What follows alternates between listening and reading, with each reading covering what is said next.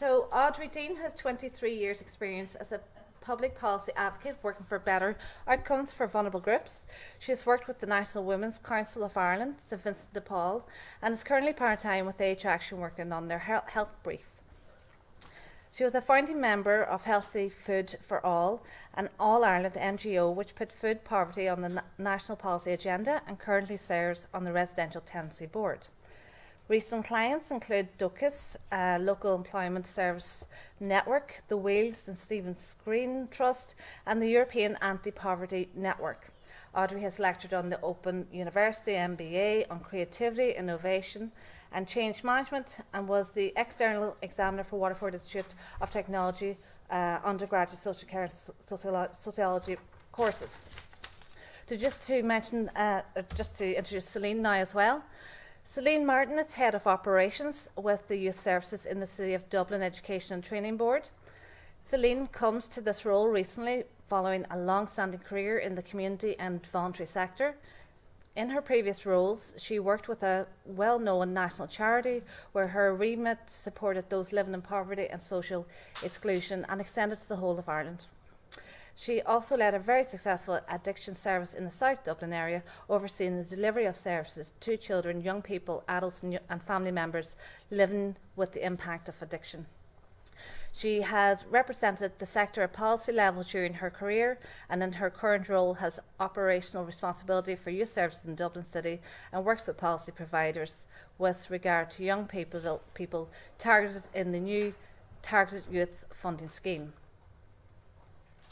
The City of Dublin Education and Training Board and the Youth Services have supported young carers through youth service provision, and as one of the identified groups of young people within national policy, will continue to understand the needs and make recommendations for the implementation of service delivery responses. Now, if I invite Audrey, is it? Yeah, and Celine.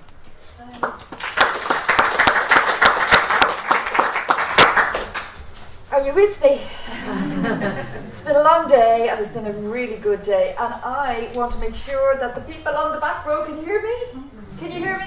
Yes. There's some very important people in the back row, and not least a young student studying social care, so I hope this doesn't put you off. That's all I'll say. I have a confession to make. I've been doing this sort of work for the guts of about 23 years. And I consider myself seasoned, hardened, but I was undone by this work. When I did this look back on the Young Carers programme, I was undone, and I found myself crying into my laptop on at least 2 occasions. And that is not easily done. If you know me, that's not easily done. So I want to salute absolutely everybody who has been involved in this, and I'm really sorry that Audry Deane isn't here. She was here earlier because she was a driving force and one of the people who inspired this programme to get off the ground and do the right thing at the right time for the right people in the right setting. And if you think that's a promo for Sláinte Care, you're wrong. Sláinte Care is way behind the races. This began back in 2010. Sorry, I've forgotten about this. I should move this, shouldn't I? That's it? Yeah. So, apologies. I'm going to keep this. Do you want me to stand near this? You can stand just there, yeah. I can I like to move. Okay. Too far. All right, sorry. I know I'm also the only person standing between you and getting home, so I am going to be very brief. But still, it's a big, uplifting success story, and I'm going to end with some. They're not finessed as yet because the ETB and the YSB are still at this point with me, and particularly Celine. But I think you're going to know the direction of travel by the end of this very short presentation about what needs to change for young people's policy to make sure that these most vulnerable young people get the service that they so deserve and need. This is what I'm going to talk about. And I'm going to finish very quickly by, talking about the learnings, as we said. But moving on to the stats, and in fact, you guys are, after handing us fantastic stats, I had the report in my hand, I was going to wave it dramatically, but I've left it up my chair. But Liam and team, hands up for a big clap, because honestly, you make it very easy to work in this domain because you constantly generate useful, easy to understand, accessible stats. And indeed, you came up with a stat that just now, just actually this month, isn't it? Last month, which says that almost 8,000 young people are carers. So, I mean, we can talk about the stats. You don't want to talk about stats right now, but we all know, and many people have said today, that this is an underestimate. We intuitively know this. Who wants to put their hand up at 14, 15 or 16 and say, I'm different? No, nobody wants to do that. So this is a deep and very worrying and concerning element of underreporting for this extremely critical cohort. So I'm not going to labour the stats, but thanks to Claire Alliance for that.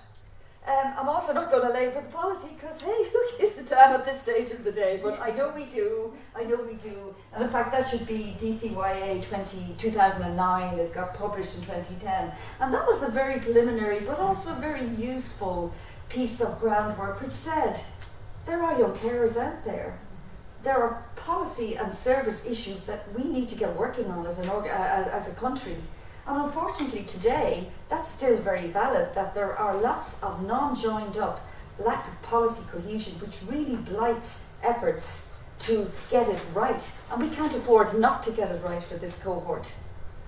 Then the next one, we have the National Carer Strategy, and I would not attempt for one moment to lecture anybody in this room about the Carer Strategy. I'm sure some of you could actually quote it for me page by page. But it did say that it would support children and young people with caring responsibility and protect them from the adverse impact of caring. Well, you know, that was a dramatic pause for this hour of the day, wasn't it? I'm a bit surprised at that myself. But it also went on to say that young carers may experience specific barriers to their education and well-being. Well, that's a surprise. And also it says that it is a cause for concern, right? And then we move on to I have to put my hand up and say, I may not be alone here, but it isn't even there. Oh, it is there, yeah, the better outcomes, brighter futures. I know we're not supposed to call it bop-off, but nobody wants to say that other thing more than once in one working day. That's the most graphic-laden implementation, cross-cutting, all the jargon you want to fit into one sentence. You can say it about that particular strategy, but young carers aren't mentioned in it. And indeed, when they got to the midterm review in 2018, and let me say, as far as I can see, this particular strategy is suffering from implementation deficit disorder. I mean, there is no accountability, nobody knows what's happening, and the actual advisory council itself was quite scathing in its critique of what wasn't working and the concerns it had. So look, before I go on a rant, there's no point in that. We want to leave uplifted. But it did say, and I want to quote them, those at the margins and those most vulnerable continue to struggle, and there is little sign that this will change in the short term. Well, that's all right then. Well, it's not all right, is it? No, it isn't all right. And then they put forward various reasons, and I'm not going to repeat them. Failure of branding. Oh my God, if we have to depend on branding to get it right, well, I don't know where we're going on that one. Seriously, guys, we don't all have to have MBAs, but God, spare us. And then we have the youth strategy, which actually came up with realistic stuff about establishing a cross-sector approach. And then we have the progress report and the blah, blah, blah. And then I will say one thing, though. The SIPSEs, and I don't like these acronyms because I always get them wrong, but help me out here, Celine. Say the word in real life. SIPSE. Yeah, but Children and Young People Services Committees. Thank you. Children's and Young People Services Committees. They actually started to do the right thing in the right way, and that is, or could be, a really effective mechanism if I won't finish that sentence, but we know where we're going with that. And then we have the TUSLA 50 key messages. Well, look, you know what, to sum it up and to let us get home and get on to the GAA training that I have to get to in the next hour, I don't know how I'm going to do that, is that we have a lot of policy, but we have a bad dose of implementation disorder. We have a lot of strategies, but we don't have many outcomes. In fact, we've got worse than that. We don't even know what we've got because there is a total lack of information about what the hell is going on for young carers. There's no joined up thinking, there's very poor metrics, very poor evaluation. They aren't measuring the outcomes, the leveraging of good practice isn't happening, so this isn't really good enough. But I want to move on to a better place and talk to you about what did work. The Young Carers Programme. It ran in 6 CD ETB schools in the northeast inner city of Dublin and surrounding areas. You can guess by the postcode what sort of environments these children were coming from. In fact, I was in Larkin College there for 2 meetings, and on both occasions we had a squad car 24/7 sitting outside, running its engine, polluting us all to death. So that's the environment we're talking about in the northeast inner city. But they got together, they saw a need. Rosemary isn't here, but herself and a now retired colleague in the ETB saw that there was a really vulnerable cohort of young people going to these schools and they needed help. And the only place that they were going to get help was in school, because guess what? They have to go to school. It is their only safe, dedicated space. The rest of the time, forget it. When I did this look back, I spoke to 2 principals, I spoke to 4 care team members, I spoke to 3 homeschool liaison officers, a chaplain, I spoke to the 4 dedicated staff in the Youth Service Board, and last but absolutely not least, I spoke to 4 young carers who had left school and were over 18 and who were very, very happy to speak to me. And they were the meetings that I went home and cried after, because I have a teenager in my house. And I know what it's like. Allegedly, I have a teenager in my house. I never see him, but apparently he lives in my house. So I have some sense of what it's like to be living around the toughness of being a teenager. And if you think about brain physiology, the amount of growth and pruning that happens in the teenage brain, purely from a biological perspective, I do not know how these young carers actually get out of bed in the morning, because there's enough going on for ordinary teenagers, whatever the hell an ordinary teenager is. I haven't met one yet. So again, that's why I cried, and I don't cry often in the day job, put it that way. I cry on the GAA sidelines, and I will be crying on Saturday, I know. So this is what this programme was all about, a safe space to self-identify. These young people didn't know that they were carers. They didn't know. These youth workers went in, spoke to their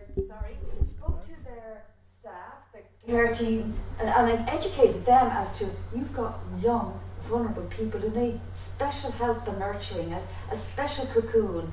And did they meet any resistance? No, they did not. These dedicated teaching staff jumped in and gave them what they needed.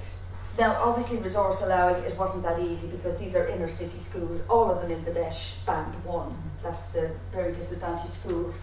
But these youth workers went in on a crusade and everybody got sucked into the story. So the peer support element of this was brought home to me by very, very experienced and very nurturing homeschool liaison people who said, you know what, these kids came in here and they saw 6-years struggling with their caring role, and that gave them a sense of, well, Jesus, you know what, I'm in first year, but I see these big guys, so this is tough, but I come in here and I'm held, I'm safe, I'm nurtured. For some children, they had never and are never nurtured in their lives.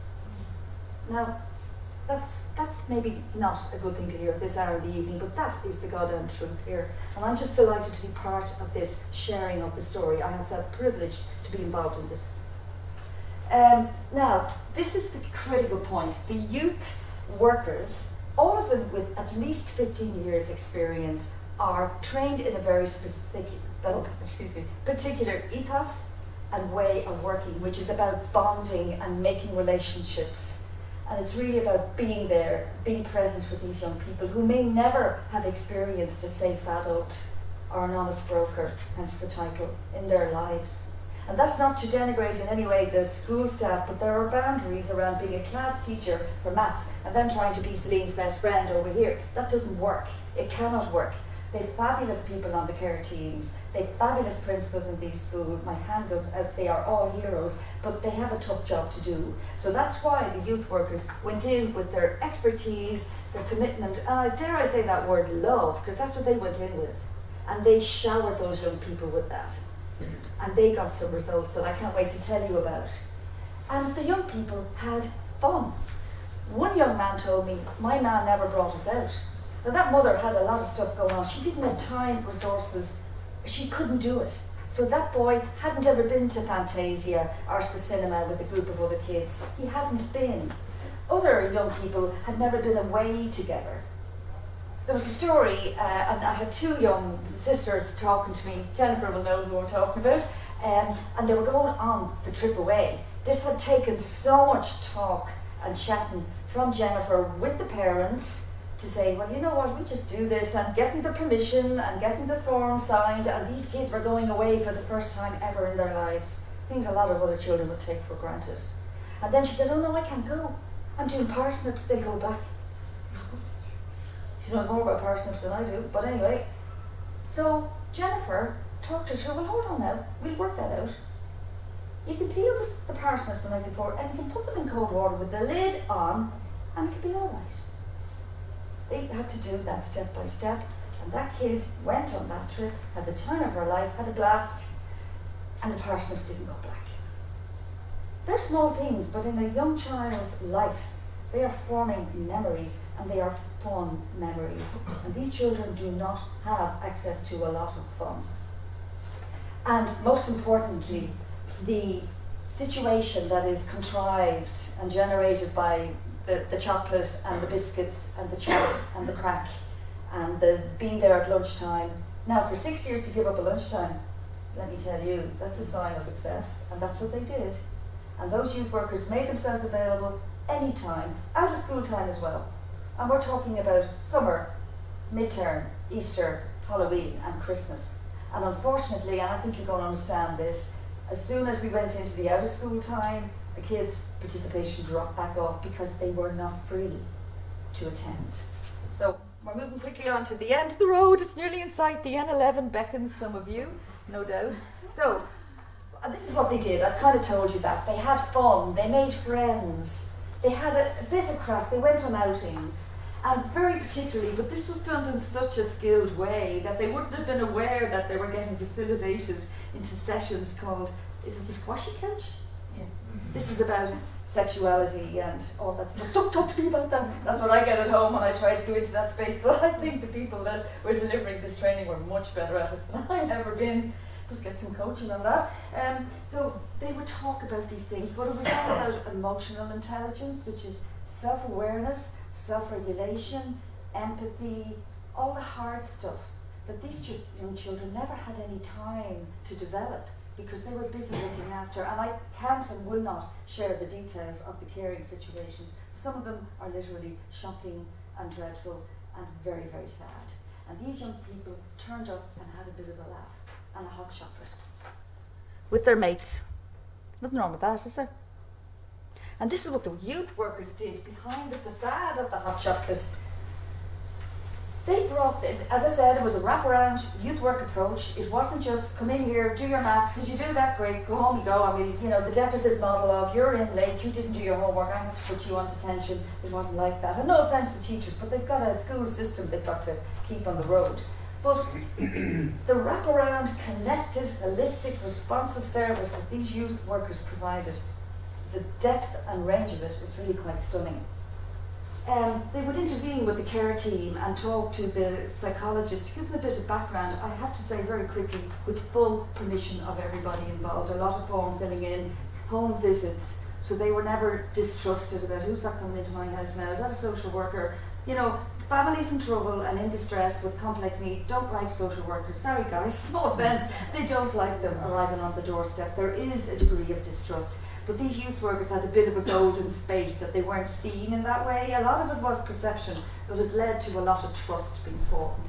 So they would talk to the care team, they would talk to the principals, they would talk to the homeschool liaison, and if there was a breach of discipline, they would be part of that rehabilitation process, getting kids back into school after an outburst and a detention.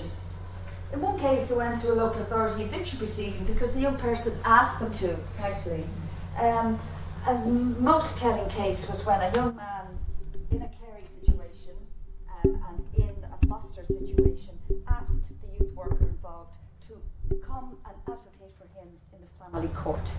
Now, if that isn't trust up close and personal, I don't know what is. And that was privileging. I felt privileged to be told that by that young person. There was a good ending with that story, and it's a very good ending. Well, not an ending, but a sequencing and a moving on. So we've got an awful lot, like tic-tacky things, dentists, child and adolescent mental health appointments, all the things that parents do, mostly to the best of their ability, but some parents cannot do that. Life just isn't working for them. They have other problems. They can't do it. And especially, I said that all. Sorry, I'm sort of losing track here. I'm so anxious to hit the end 11. Apologies. Now, the outcomes. Look, it's terrible to read and, people talking at the same time, but it's all about belonging. Feeling special, feeling held, feeling nurtured. The degree of trust and discretion was so high, and I have never done an easier piece of work from the point of view of who I spoke to and what they said, because they all said the same thing, practically in the same words, so it was, okay, I get the message. But the level of wraparound, highly personalised advocacy was just, the quality of that was quite stunning. And what it led to was increased confidence by these young people, and these young people needed that so badly.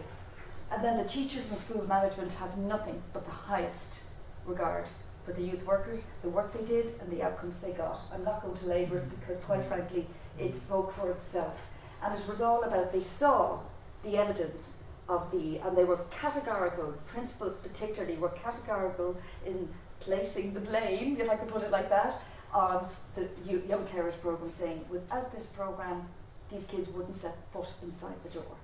Their attendance improved, their punctuality improved, their whole demeanour and behaviour improved because they found a safe place and school became a nicer place to go to, and they found ways of managing. We're nearly there. And these are the success factors. I'm not going to labour them. It was the youth work approach, this rather, not intense, but this very one-to-one, very highly personalised, developing a authentic, congruent relationship with individuals that created that safeness and that trust. So it was really the youth work ethos plopped into a school environment. And then we've got it was totally student-centred, no compunction. You don't have to go there. Why didn't you go there? No, you don't have to go, you go if you want. And they did, and they stayed. And of course, it was the safety and the setting. I'm sorry, I feel I'm repeating myself. And this is what the young carers said. And this is where the tears were at the laptop. That means you care about me. No one ever gave out to me for not washing my teeth. In first year, I didn't believe in myself. I was always in. That means she was either in school or at home. I spoke to that person. She'd left 6th year. She'd got an award for the best attendance in 6th year, and she was now in a PLC course. And she's in love with her youth worker. And it's just, what can I say? I feel cheap trying to intervene and talking about it almost. And another young man told me sometimes it was really bad, and there was a long pause there. And I can imagine it was really bad. The girls were always there. They were the only ones who were always checking I was okay. No offence again to teachers, but they've got 30 other people in front of them, right? She always listened. She'd tell me the truth. She wouldn't shut me up. My man never brought us out. When he went out with Jennifer, you're here. They know you now. It was the best ever. They'd keep me on track with the school stuff, always looking out for me. I used to tell her everything. She helped me express myself. If I was ranting, we'd chill. She'd help me work it out. Self-regulation, all of those things. And this is what the principals, and I almost got my head chopped off by the principal in one of the schools, and he said, it's a goddamn no-brainer. He used other language, but I'm not going to write that down. It's a no-brainer, a high level of complex need in a vulnerable cohort in a captive setting. Tick box, right? Tick box. They could leave their baggage at the door and be a young person with an N. Sorry, I don't know what happened there. They needed help, and they got that here. And this is very true. School is the centre of their world. It is the centre of their lived experience outside their home. That's it, nothing else. Shops, sorry, I forgot about the shops. The Youth Service Board staff are highly trained and they know how to engage with a hard to reach cohort. Tick. And it was the hot chocolates as a diversionary tactic, but it was what's going on in the relationship building that what was all about. And they weren't social workers, sorry guys. They weren't an education well. I could have put up 45 quotes, but I just grabbed those. But you're getting a sense of it, I hope. And there was a degree of upset and anger with the fact that the programme did actually close this time last year for complicated funding reasons, which, you know, it's tough. And there was a huge sense of loss, a massive loss, as Colette Dulig's principal told me, a massive loss for our school. And this is the learning. Is this the last slide, Kevin? Thank you. It's simple. School setting is critical. And unfortunately, at the moment, we have been told current policy is get youth work out of schools. Well, I reverse engineered it back into put youth work back in schools, because that's where it's needed for these needy young people, especially in transition year. And it is about the approach, which doesn't sit well with teachers. It's very hard to alternate between being a class teacher and then in another room you're not a class teacher. There are boundaries. You can't expect teachers to be able to do that. I mean, with no offence, some of them are absolutely amazing, but it's a very difficult role. And this was very important, and I haven't got time to go on about it now, but I went into quite a lot of detail with everybody I spoke to is why didn't the young carers who self-identified and enjoyed the programme, why didn't, because they were asked and helped and encouraged to transition to the nearby youth work settings, none of them made that transition. And I have a lot of research, I haven't time now, as to why they didn't, and there were some very, very valid reasons as to why not. It wouldn't have been at the same level of intensity and dynamic. They wouldn't have had the robust skills to make that. These, you know, they wouldn't, like people who go to youth work settings, it's pretty full on. You know, you walk into a local community, whatever, at 8 o'clock at night. I mean, not everybody has the guts at 15 to do that, especially if they've got a tough, complex home life going on. So it just wasn't ever going to work. And I'm going to leave it at this. That youth policy and funding mechanisms must be responsive to their needs. And indeed, as of last week, the right care in the right place at the right time was actually spoken about one more time, lost me notes, at the CIPSI launch, when the question in the summary, if you look at it, is who's doing the work? Where are they doing it? What are they doing? And are they doing it the right way? So we're back to right thing by the right people in the right setting, the right way. And I want to say, ladies and gentlemen, that this programme did that. Thank you.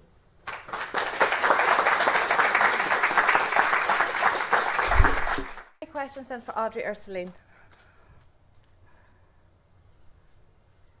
Laura? Rosemary just asked me to pass on a message because she wasn't able to be here Yes. now, but she just said how heartbroken she was to hear that programme had finished, so she just wanted me to. Well, thank you. She was not the only person who was heartbroken. Indeed, one of the Youth Service Board, when it ended in the September, she actually went to the graduation of one of the young people the following June, because such was the depth of, now without having inappropriate boundaries or anything, may I quickly say, but just the depth of just commitment. And that was a two-way street by all of them. And yes, I would agree with you. Hopefully in the future that can be addressed. And I know the CD, ETB are currently looking at that very seriously. But really it'll be the DCYA who are the owners and the drivers of national policy. And I think they need to just maybe have a recalibration. Thank you. Any other questions or comments? Breda? Hi. Yeah.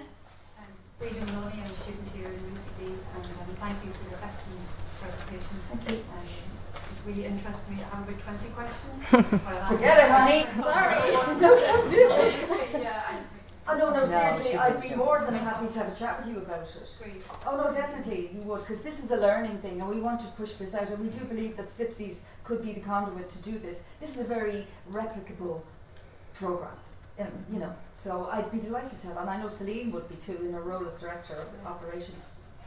And I suppose it was looking at the very cold face of walking into a school and introducing yourself on the aim of the project.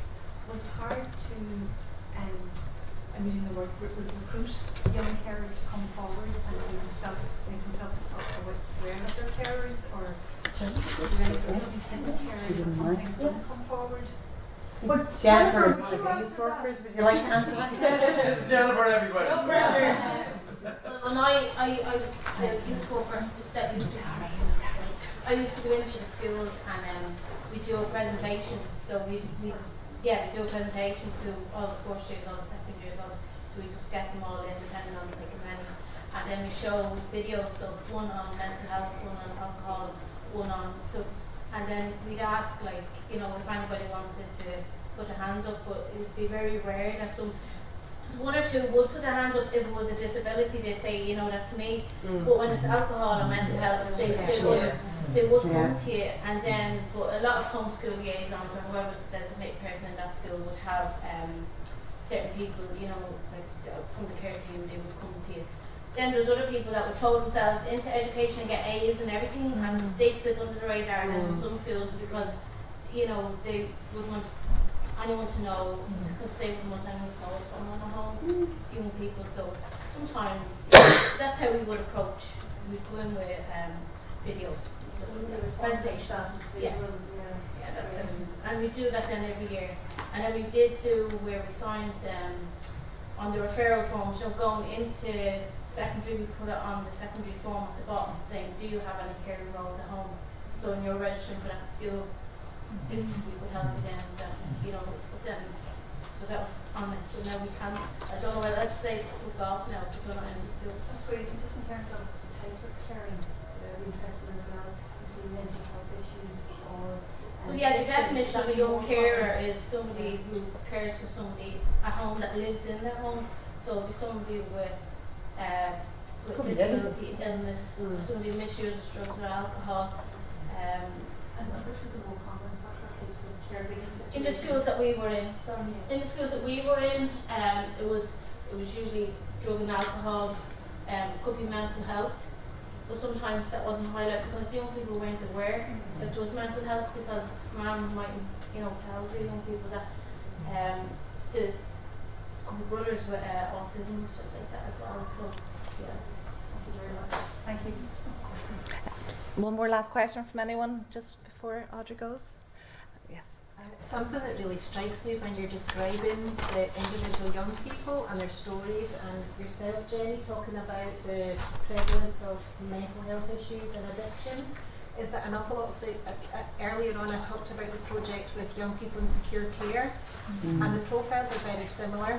And what really strikes me from your project is the preventative element of the work that you were doing, because so many of those young people, the trajectory would be. Oh, absolutely. And that's the challenge, isn't it? Is to evidence that. But yes, I thought of that because if you use a societal value framework, the interventions in these schools, it could easily save people further on from falling off, not getting work, not finishing school, and then ending up perhaps engaging with the justice system at the very least, putting it mildly. And the importance of those trusting relationships. Oh, well, that's why we called it. Yeah, we called it Honest Broker, would safe adult. And that's not to say there aren't others, but they went in and labelled themselves and said, "We're here for you." Yeah. So, do you know? We were just talking earlier about how a lot of young carers would actually go into the caring role. Like with one young person who, my sister was, did physiotherapy, was stopping for the sister, then she did a leave and she went into physiotherapy. And you know, other young people, like how they would go into caring roles themselves, like we just don't really, you know, that's another piece of research. I think the biggest challenge now is going forward as this particular programme has ceased, and at policy level, while the national strategy young carers are identified, there doesn't seem to be any particular drive to, I suppose, provide the additional supports and resources. Yeah. So at our level, within the ETB, we're responsibility for delivery of youth services. We need to try and find a different way to channel that response at policy level, because it's not within our direct remit. So that's why we welcome this opportunity to bring some of the learnings together. So it's great to see so many people here who have an interest as well in young carers, so that's refreshing. But it'll be fed up into the department. Absolutely. For sure, yeah. Thank you. Thank you, Audrey. Thank you very much. Thanks.